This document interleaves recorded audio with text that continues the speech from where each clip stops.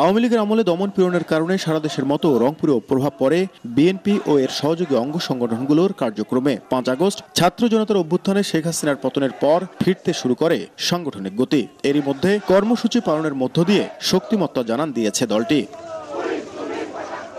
গত 16 বছর নানামুখী চাপে সাংগঠনিক কর্মকাণ্ড ঢিলেঢালা চললেও এখন তা কাটিয়ে দিনরাত পরিশ্রম করছেন দলটির নেতাকর্মীরা। বিএনপি অতি সতর্কতার সহিত চলছে যে যারা বিগত দিনে এই ফেসিবাদের দোষর ছিল কিংবা যারা বেনিফিশিয়ারি ছিল তারা আজকে বিএনপির পতাকা তলে এসে তারা আজকে নৌকা ছেড়ে ধানের খেতে চলে এসেছে, এরকমটা যেন না হয়। আমাদের দলীয় কর্মকাণ্ড যেভাবে চলতেছে, বিভিন্ন ওয়ার্ডে ওয়ার্ডে আলোচনা চলতেছে, সাধারণ মানুষের সাথে কথা বলতেছে এবং আপনার এই সাধারণ মানুষকে সম্পৃক্ত করার জন্য কাজ করতেছে। শুধু রংপুর জেলায় গত 16 বছরে বিএনপি ও সহযোগী সংগঠনগুলোর 200 নেতাকর্মীর নামে মামলা হয়েছে 178টি, আর বিভাগে মামলার সংখ্যা হাজারের বেশি। নেতাদের দাবি, ব্যাপক জনসমর্থন থাকায় বিভাগের বেশিরভাগ আসনে একচ্ছত্র আধিপত্য থাকবে বিএনপির। দলের ত্যাগীদের এখানে মূল্যায়ন করা হচ্ছে, দলের নেতাকর্মীরা যেন সঠিকভাবে কাজ করতে পারে সেই জন্য দলের চেয়ারপারসন যে নির্দেশনা দিচ্ছে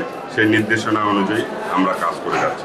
জনগণের ভাগ্য উন্নয়নের জন্য এদেশে বিএনপি পদক্ষেপ নিয়েছে এবং সেই পদক্ষেপগুলো সফল হয়েছে এবং যার পরিপ্রেক্ষিতে জনগণের কাছে আজ সুস্পষ্ট যে বিএনপির দ্বারাই এই দেশকে একটা উন্নত দেশে পরিণত করা যাবে। সাংগঠনিকভাবে শক্তিশালী হতে জেলা, উপজেলায়, ইউনিয়ন ও ওয়ার্ড পর্যায়েও দলকে ঢেলে সাজানোর কথা জানান নেতারা। একই সঙ্গে অন্তর্বর্তী সরকারের কাছে চান নির্বাচনী রোডম্যাপ। সকল উপজেলা, ইউনিয়ন কমিটি এবং ওয়ার্ড পর্যায়ের কমিটি গঠনের কাজ শুরু হয়েছে।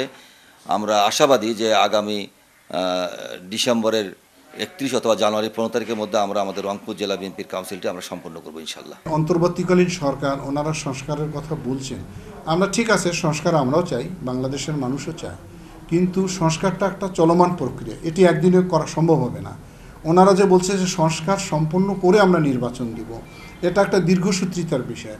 কবে সংস্কার শেষ হবে, কতদিনে শেষ হবে, আমরা সেই রোড ম্যাপটা জানতে চাই। 2001 ও 2008 সালের নির্বাচনে রংপুরে শক্ত প্রতিদ্বন্দ্বিতায় ছিল বিএনপি। পরের 3টি নির্বাচনের মধ্যে 2টি বর্জন করে দলটি। নাজমুল ইসলাম নিশাত, সময় সংবাদ, রংপুর।